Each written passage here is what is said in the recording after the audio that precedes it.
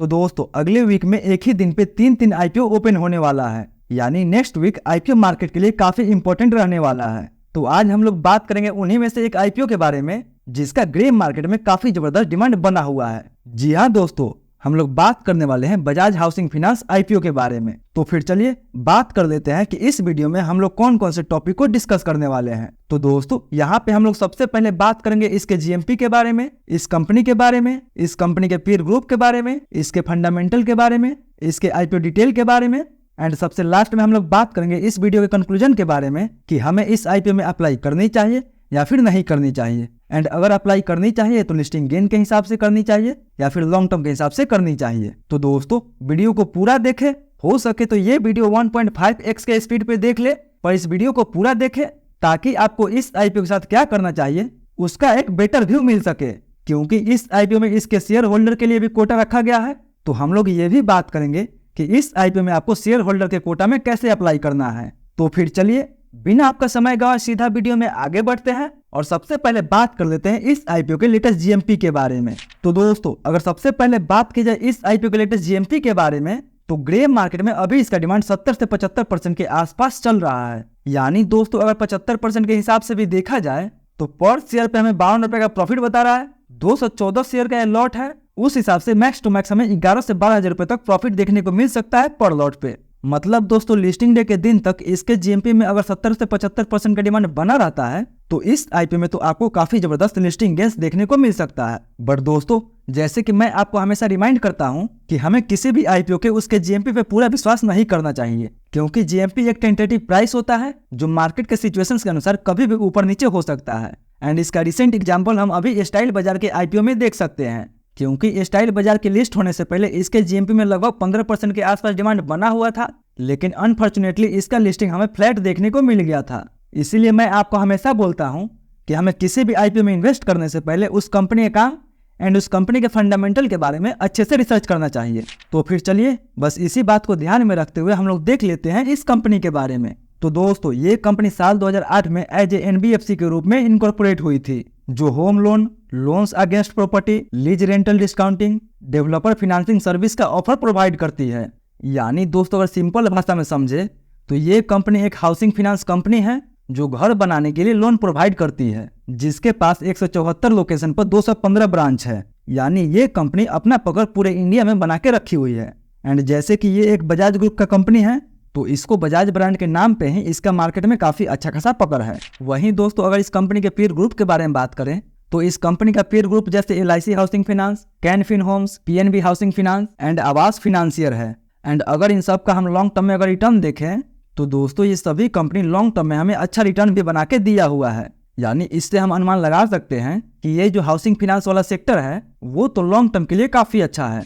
But अगर इस company को इसके पीयर ग्रुप के साथ कंपेयर करें तो दोस्तों बजाज हाउसिंग फाइनेंस का अर्निंग पर शेयर लगभग 2.5 रुपए के आसपास है, जबकि इसके सभी पीर का अर्निंग पर शेयर इससे कहीं ज्यादा है। बट वहीं अगर पी वाइज देखा जाए तो दोस्तों इसका इंडस्ट्री पी लगभग 22 के आसपास है, जबकि बजाज फाइनेंस का पी लगभग 30 के आसपास है।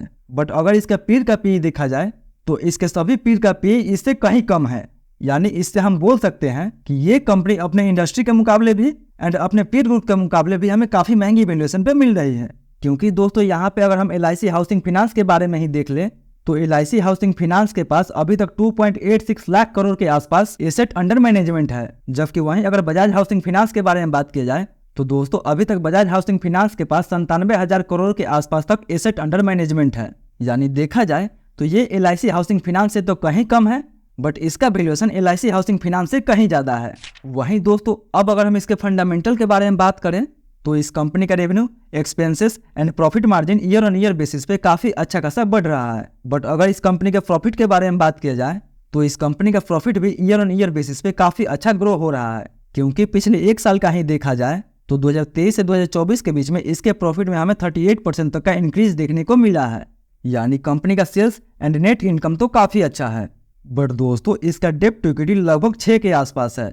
लेकिन जैसे कि आपको पता होगा कि फाइनेंस से रिलेटेड वाला कंपनी का डेट उतना मायने नहीं रखता है, क्योंकि ये सब कंपनी भी डेट लेके अपने कस्टमर्स को प्रोवाइड कराती है। तो ये कंपनी कहीं और से पैसा लेती है एंड अपने कस्टमर्स को देती है, एंड बीच का जो मार्जिन होता है वो इन सब कंपनी का प्रॉफिट होता है। बट दोस्तों अगर ओवरऑल बात करें तो इस कंपनी का फंडामेंटल तो ठीक ठाक ही है।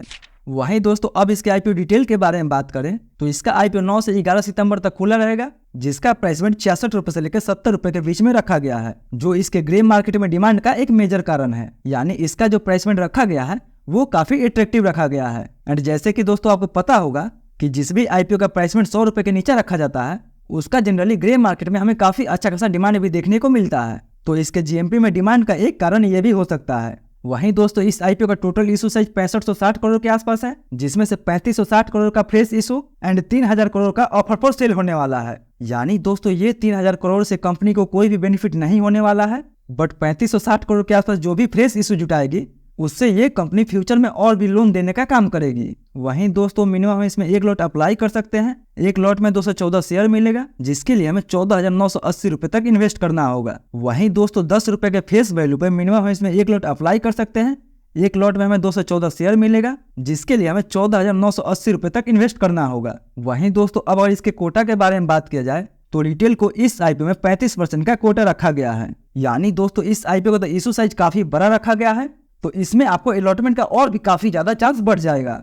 एंड दोस्तों 10% का जो कोटा है वो इसके शेयर होल्डर्स के लिए भी रखा गया है। तो अगर आप चाहे तो आप इसमें रिटेल कोटा में अप्लाई कर सकते हैं या फिर शेयर होल्डर कोटा में अप्लाई कर सकते हैं। एंड दोस्तों शेयर होल्डर कोटा में वो लोग ही अप्लाई कर सकते हैं जिनके पास बजाज फाइनेंस एंड बजाज फिनसर्व का शेयर 30 अगस्त 2024 से पहले होगा। तो जिनके पास 30 अगस्त से पहले इन दोनों का शेयर होगा वो इसके शेयर होल्डर कोटा में पार्टिसिपेट कर सकते हैं। यानी आप एक ही डीमेट अकाउंट से दो लॉट अप्लाई कर सकते हैं। वहीं दोस्तों इसका अलॉटमेंट हमें 12 सितंबर एंड इसका लिस्टिंग हमें 16 सितंबर को देखने को मिल जाएगा। तो दोस्तों अब हम लोग बात कर लेते हैं इस वीडियो के कंक्लूजन के बारे में कि हमें इस आईपीओ में अप्लाई करनी चाहिए या फिर नहीं करनी चाहिए। तो दोस्तों यहाँ पे हम लोग सबसे पहले बात करेंगे कि क्या हमें इस आईपीओ में लिस्टिंग गेन्स के लिए अप्लाई करनी चाहिए या फिर नहीं करनी चाहिए। तो देखिए इसका ग्रे मार्केट में अभी तक डिमांड 75% के आसपास बना हुआ है। यानी दोस्तों जीएमपी में इसका डिमांड कितना भी नीचा गिरता है तो 30-40% से तो ऊपर ही इसका हमें लिस्टिंग देखने को मिलेगा।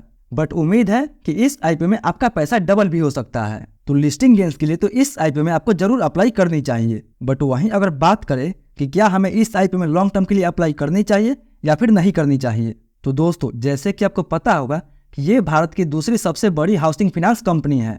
एंड भारत की पहली हाउसिंग फाइनेंस कंपनी जो है वो हुडको है। यानी हुडको के बाद ये कंपनी सेकंड नंबर पे आती है। एंड 2022 से 2024 तक इसका जो एसेट अंडर मैनेजमेंट है उसमें 30% के सीएजीआर से हमें ग्रोथ देखने को मिला है, जो कि काफी अच्छा माना जाएगा। वहीं इस कंपनी के पास डाइवर्स प्रोडक्ट पोर्टफोलियो भी है जो अलग अलग सेगमेंट में कस्टमर के नीड के हिसाब से लोन प्रोवाइड करती है। एंड दोस्तों जैसे कि आपको पता होगा कि ये कंपनी बजाज ब्रांड के नाम से आता है, तो इसका मार्केट में काफी अच्छा खासा रेपुटेशन बना हुआ है।